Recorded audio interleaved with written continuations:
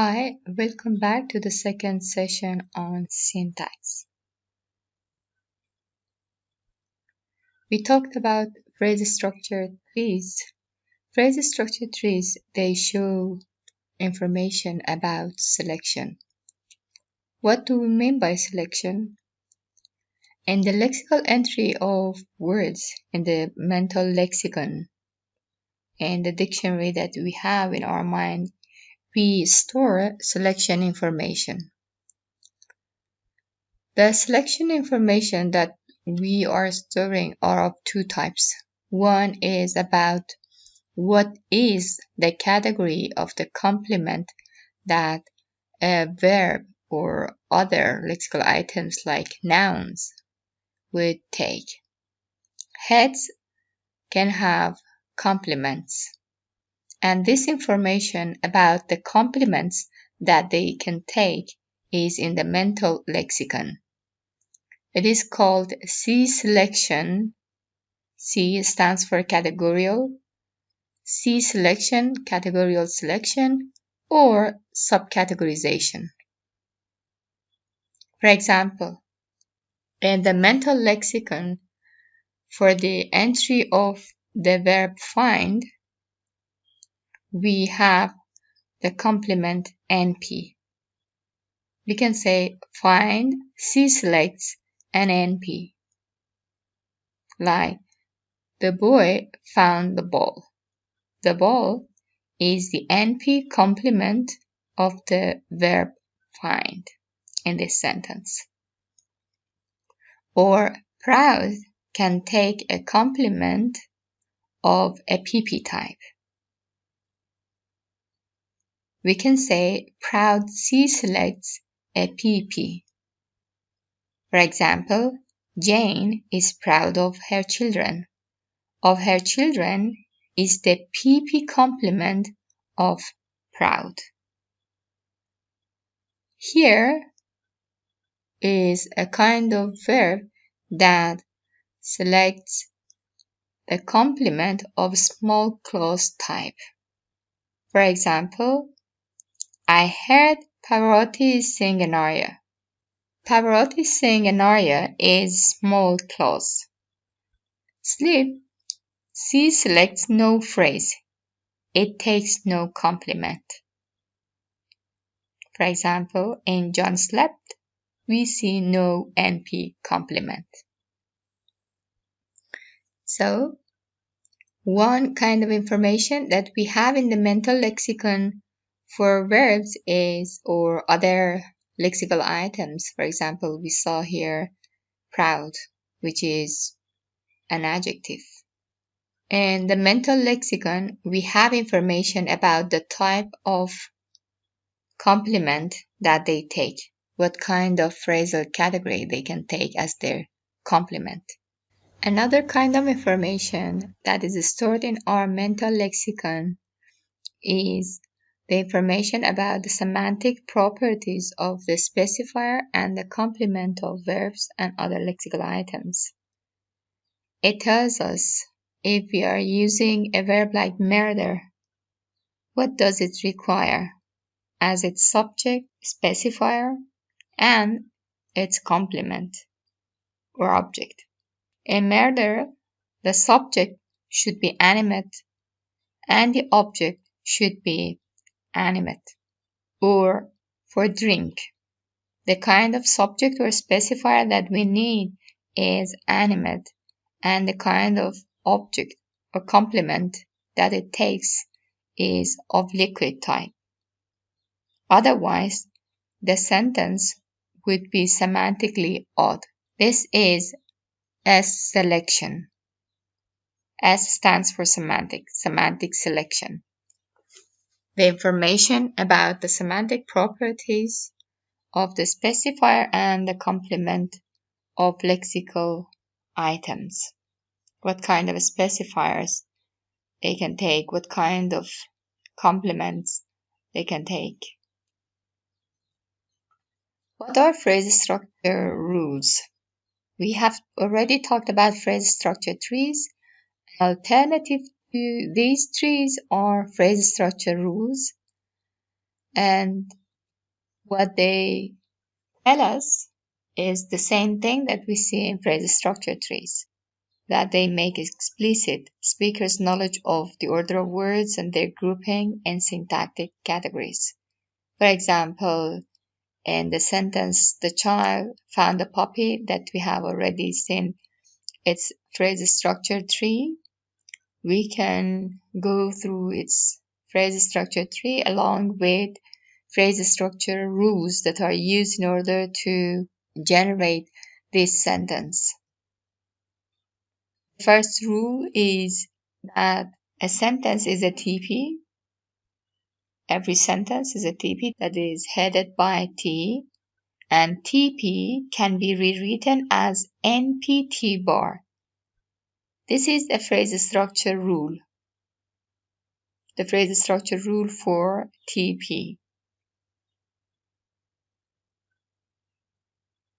P bar can be rewritten, so pay attention to this, that is read as can be rewritten as.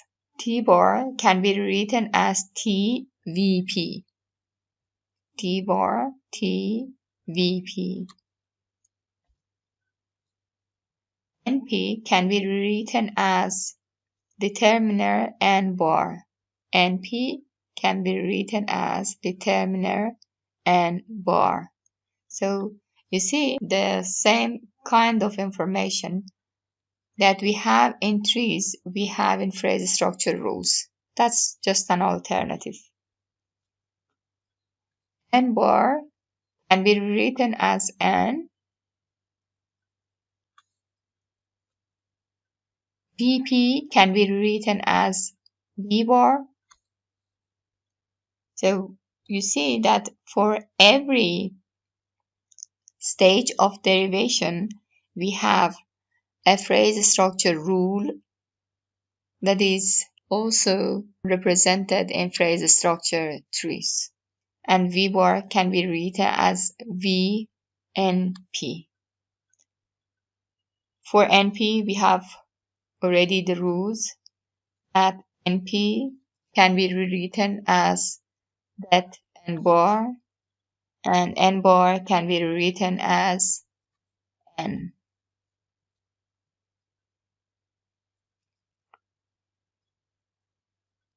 Let's have a look at these phrase structure trees and their corresponding rules. They have the same phrase structure tree, that in both of them we have a VP that can be written as V bar, and a V bar that can be written as VPP, biked, PP, to the store. V bar can be written as V and PP, left, and PP can be written as P bar because it has no specifier, so we have nothing here. PP can be written as P bar, then NP, because each P bar can be written as PNP. P bar, P, NP, P to NP, and here P bar can be written as P, NP, and NP can be rewritten as det N bar, like what we have here, det N bar, or optionally we can delete this. For cases when we have pronouns or some nouns, we might not have this determiner. And this is the one without a determiner. NP can be written as N bar, and N bar can be written as N. Here, NP is written as det N bar, and N bar can be written as N. So parenthesis tells us that a certain category is optional. Here we can see the phrase structure trees for NPs. NPs that show possessive relationship, like the father of the bride or the majority of the Senate. What are the phrase structure rules that are used here? Well, NP can be written as det and bar. NP can be written as det and bar. NP can be written as det and bar. And N bar can be written as NPP. N bar can be written as NPP. And PP can be written as P bar. PP can be written as P bar. PP can be written as P bar. And P bar can be written as P and P. P bar can be written as P and P. So we see that the phrase structure rules that we have here, they are alternative to what are represented in the phrase structure trees. One source of creativity in human language is that we can use recursive rules. We can make unlimited number of sentences and we can make them longer and longer. How? By adding adjectives, by adding adverbs, prepositional phrases, CPs. I know that, she knows that. So this is using recursive rules in order to make the sentence longer and longer.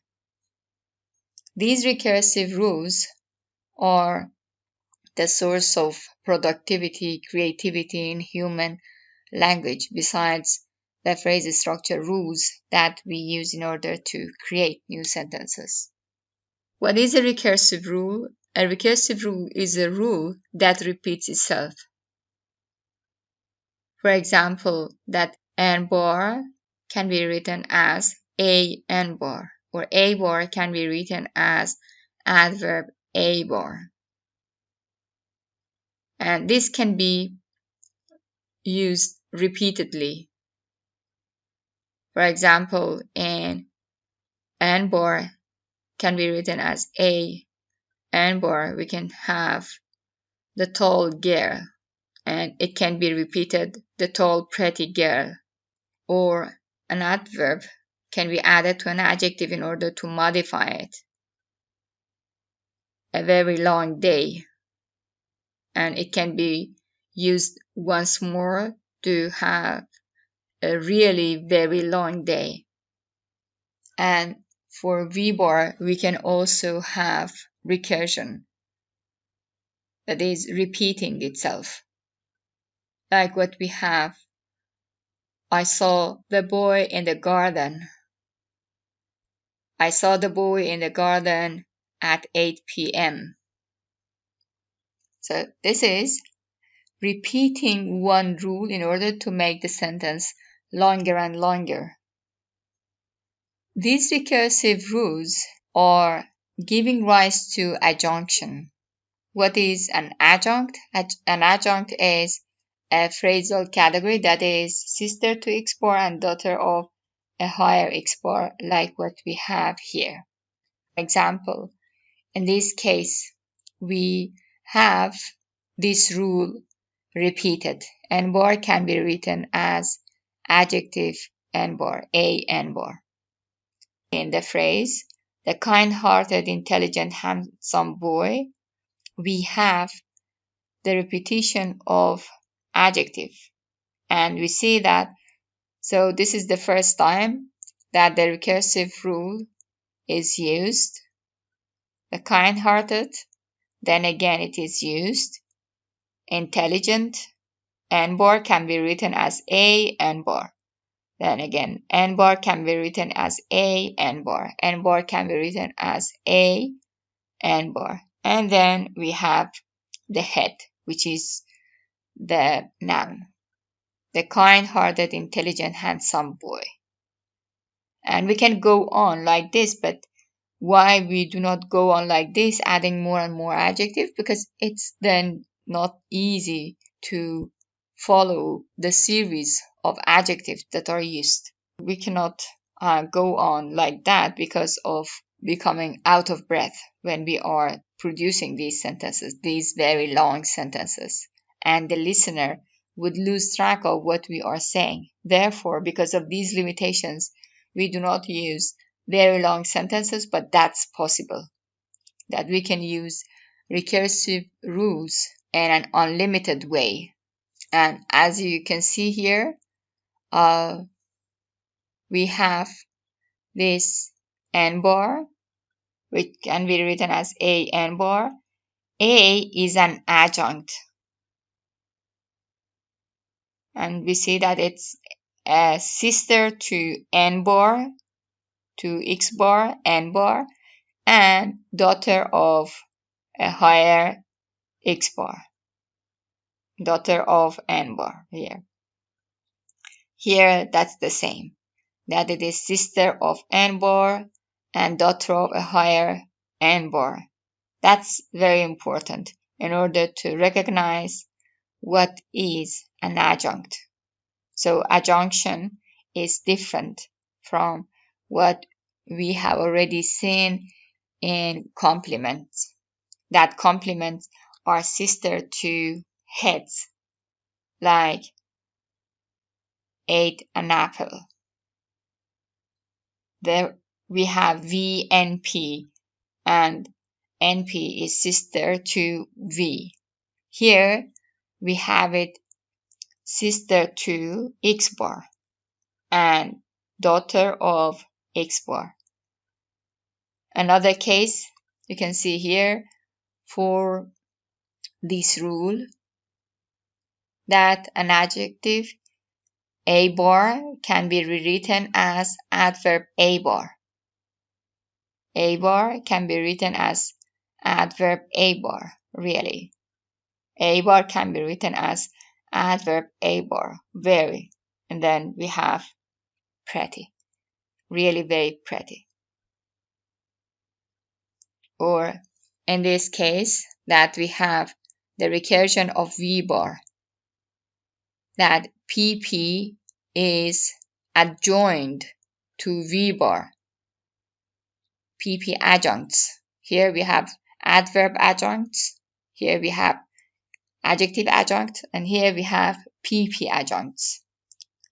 Phrases that are added through adjunction. They are adjoined at the level of X bar. So here, go to the cave through the woods over the hill. We have V bar that can be written as V bar PP to the cave. Another V bar that can be written as V bar PP. And you see that PPs are daughter of V bar, X bar, and sister of V bar, X bar. X stands for whatever the lexical item category is. And here again we have V bar, PP, and its sister is V bar. Why is it that we do not link it to V and we do not have V bar, VPP? Because this is not a complement.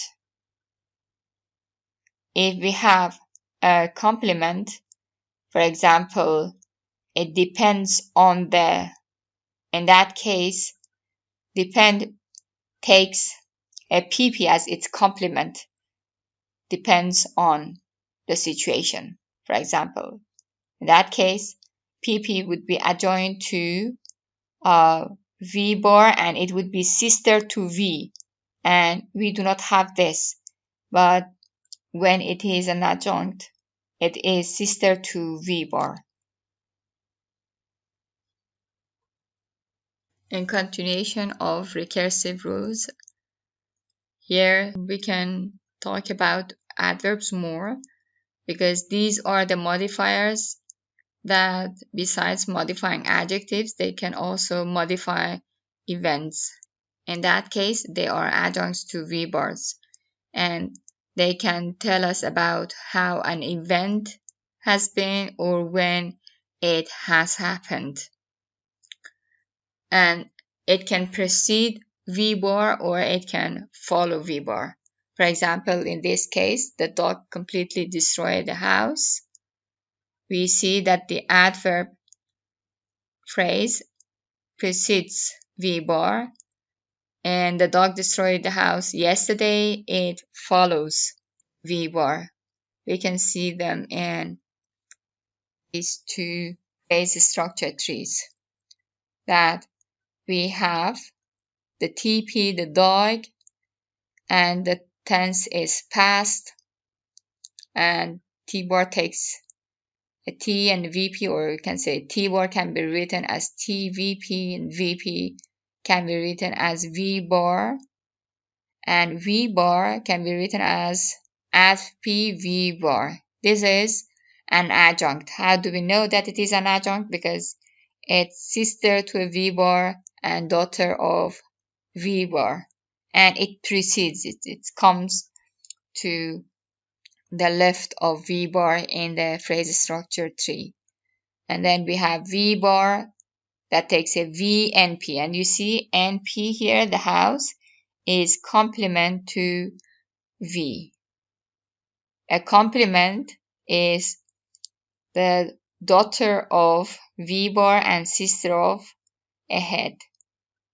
But adjuncts are sisters of V-bar and daughter of V-bar.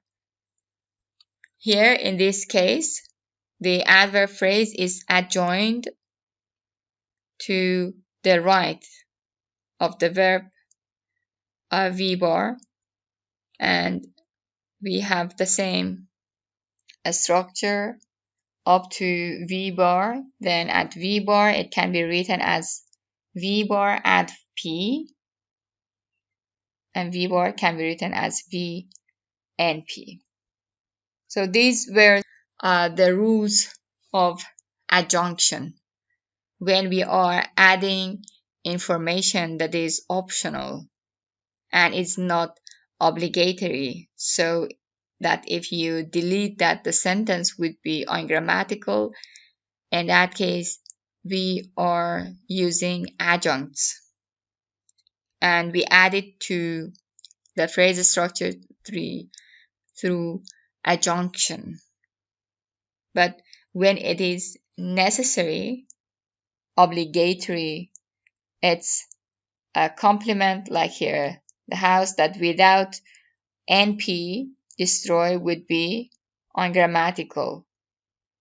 This is the NP complement, that is sister to the head V and daughter of V-bar, but yesterday is an adjunct, and it is daughter of V-bar and sister of V-bar.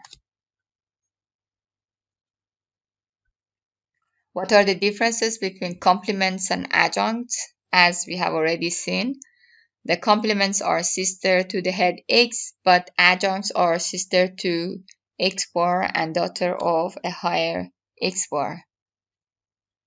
If we have any PP inside NP, it would be of PP for complements, like a patient of the doctor. In that case, of the doctor is a PP, which is complement of the NP, a patient. But other PPs which are inside NP, they are adjuncts, like a patient with a broken arm. If a PP is complement of NP, it does not allow one replacement of NP. It would be ungrammatical. For example, we cannot say a phrase like this: a patient of the doctor and one of the chiropractor.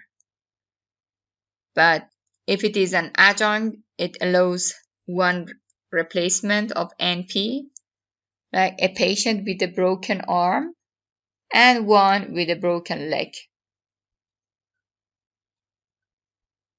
Complements precede adjuncts. For example, we have a structure like found a puppy in the park. A puppy, which is the complement, comes before the adjuncts and it comes closer to the verb. But we do not have a sentence, a phrase like this. This is ungrammatical, found in the park a puppy. But in case of adjuncts, you can reorder them. You do not lose meaning and there would be no ungrammaticality.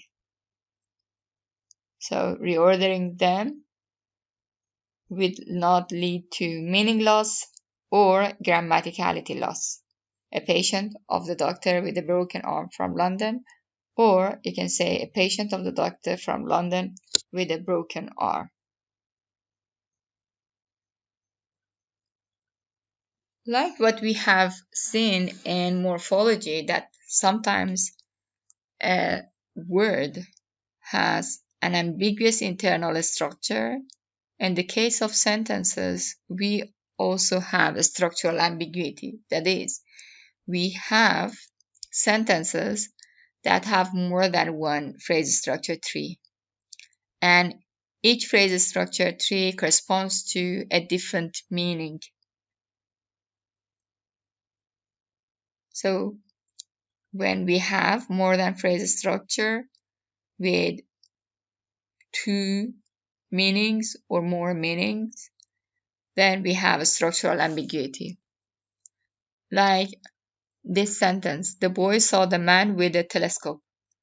So it is ambiguous whether the boy has used the telescope to see the man, and in that case, it would be an adjunct of the verb.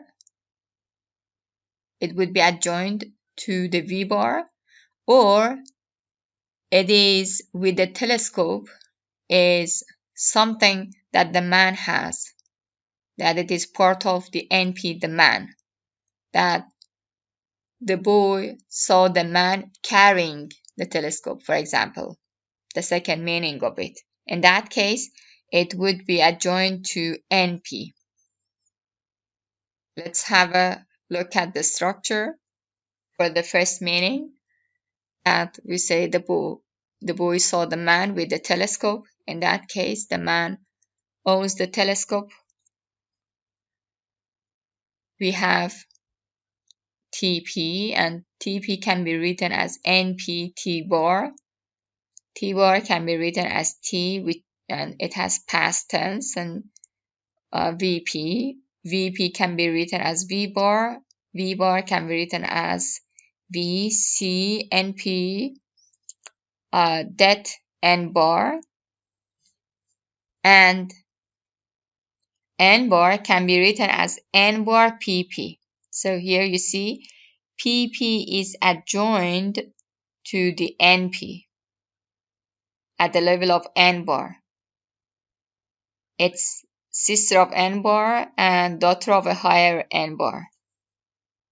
And it gives more information, extra information about the man, that the man has a telescope. And PP can be written as P bar can be written as P, and P with a telescope. So this is the first meaning, in which with the telescope is part of the NP, the man, and therefore it would be adjoined to N bar, and the rule here is N bar can be written as N bar PP.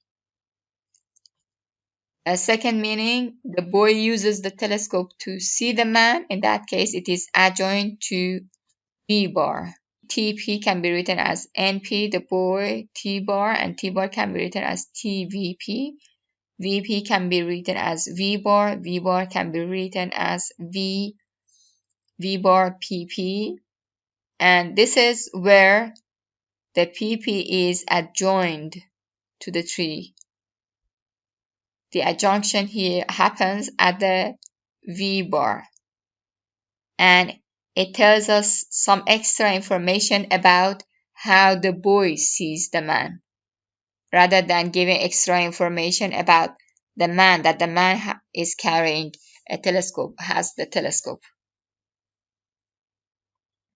And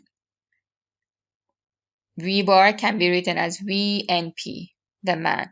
And you see that the man is the complement of V and its sister to the head V and daughter of V bar. That's the difference between adjuncts and complements. And the structural ambiguity is where it has been adjoined, whether it has been adjoined to C at the level of V bar, which is this tree, or whether it has been adjoined to the noun at the level of N bar to give more information about the NP. Another structural ambiguity that you can see here, if you read the sentences in the cartoon, the falcon's in custody and is granting an interview to the most trusted newspaper in our area. Fortunately, he is out of town on assignment, so I get to do it. Thanks for this interview, Falcon. I only agreed to it so that others might see the error of my ways. Then there is no romance in living a life of crime. Absolutely not. That's just an illusion. I've had a rough life. I cursed the day I was born. Really? I didn't start until I was 4. So there's something here. The sentence, I cursed the day I was born, is ambiguous. Whether Falcon has started cursing right at the day, on the day that it was born, or that it cursed that day. Like it cursed something. Curse takes NP as its complement, and it cursed that day. So let's have a look at the phrase structure trees for this sentence. I cursed the day I was born. And the first meaning, it's I cursed the day on which I was born. And in that case, it would be adjoined to V bar. It's an adjunct of V bar. And it would be represented like this. V bar, VP can be written as V bar, and V bar can be written as V curse, and NP, the day I was born. So the day it takes CP in it. And the second meaning is that I cursed on the day I was born, like an adverb. That V bar can be written as V bar adverb phrase. However, this is an NP actually, and I have corrected it in the phrase structure tree. And you can see it here because that's the day I was born, but then since it is adjoined to the V bar, therefore, you know that it should be adding some extra information rather than it being its complement. And this extra information is about when, where, how,